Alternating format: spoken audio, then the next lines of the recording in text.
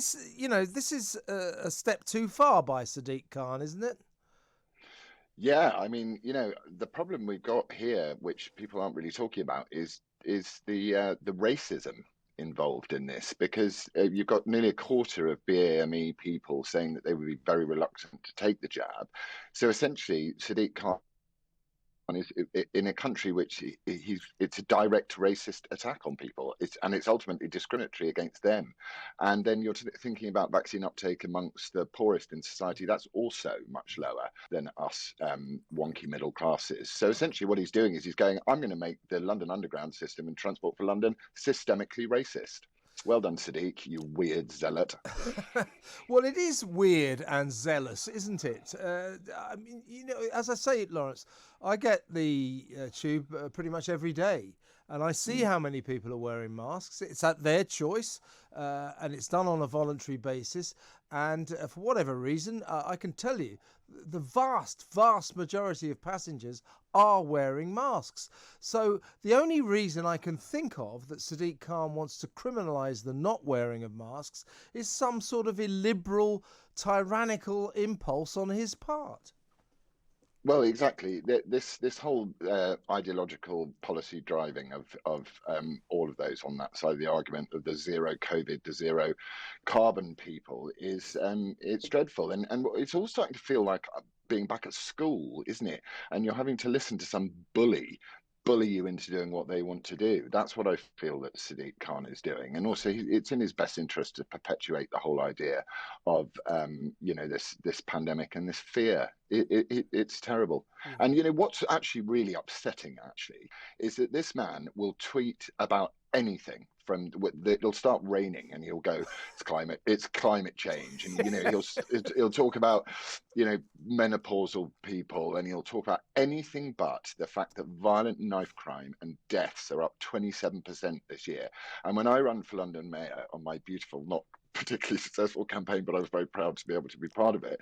The one thing that struck me so horrendously was knife crime, and that all he needs to do, this dude, is go to the places and the scenes of these crimes and go and stand there, and meet the families, and show support and say we are not tolerant of this. And he needs to bring stop and searching. He needs to stop virtue signaling and preaching about things he can do nothing about, and he needs to start doing some he can do about, which is get on top of the violent knife crime epidemic that we have in London. And our young Londoners deserve that. And it's appalling how he's treated us. And stop building molehills at where Marble Arch used to be. That's unbelievable, that thing, mouldy mound. But we'll talk about that another time. But generally speaking, I think what Sadiq Khan is proposing in terms of criminalising not wearing masks is indicative of the way this country seems to be heading. All of our leaders, be they local in terms of London or national in terms of the Tory government, seem to be getting more and more illiberal. And we are turning, it seems to me, or we're heading towards becoming a sort of Soviet-style papers, please society. Does this trend worry you? Yes, I mean we're already there. And the problem is that it flies in the face of the evidence. So the only thing one can do is speak up logically, calmly, and rationally, and say it's your body and it's your right to do with it what you will. And none of this. My mask protects you. Your mask protects me. It's all. Come on, mate. They've proven that these things don't work unless you're wearing the P45 or P95 or whatever it's called. Just let people get on with their lives now. We've been scared half to death. Totally understand that the population have been frightened by the government and their campaign of fear against us all. And now it's time to go. It's going to take years, this, for people to start to feel confident again. And this drive to vaccinate children, and it's all very, very, very ideologically driven, and that's not good in policy, because what happens is if you drive policy via ideology, it tends to produce the exact opposite outcome of the one you wanted to achieve in the first place. And Sadiq Khan, ideological zealot, woke zealot that he is, it will keep going. I mean, where does it stop, all of this stuff?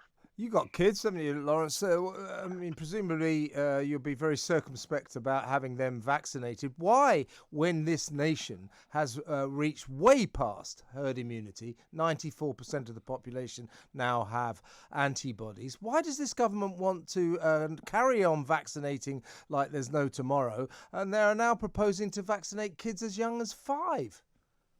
Well, I mean, two things there. The argument that they're using that we're going to vaccinate children to protect the elderly, having also said that children are going to kill granny. The way that we've treated our children is an absolute national disgrace.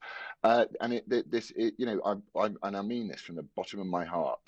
Any form of forced vaccination of my child, a mandatory vaccination, I'll take my kids out of school. And if they come in and they say, you've got to have it, then they'll meet me with a very large shovel and they'll be getting a plonk on the head. Well, exactly. But generally speaking, Lawrence, why do you think all these measures, these diktats, rules, regulations, a proposal for vaccine passports after October the 1st, why is it all going on when we've already reached herd immunity? Power, power, power, power, power, power. That's all governments want. They want power. We're being ruled by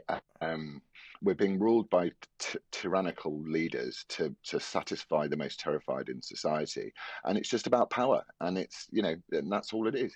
And all we have to do as the people that as the silent minority is to stand up and say no. Freedom. We want our freedom. It's our lives and it's our freedom. It doesn't belong to you, Boris. And people have got to remember the difference between rights and privileges.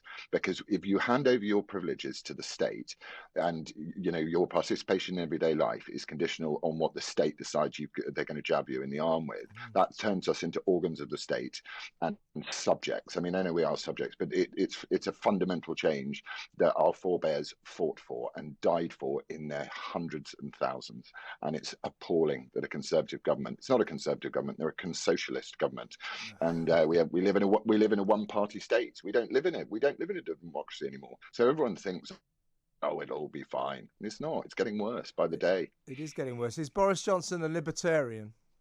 No, Boris Johnson's a man who needs to go and find a backbone somewhere and stop listening to his wife and cuddling dolphins and starting to, every single policy he's got lined up, his zero carbon thing, that's going to also affect the poorest in society the most.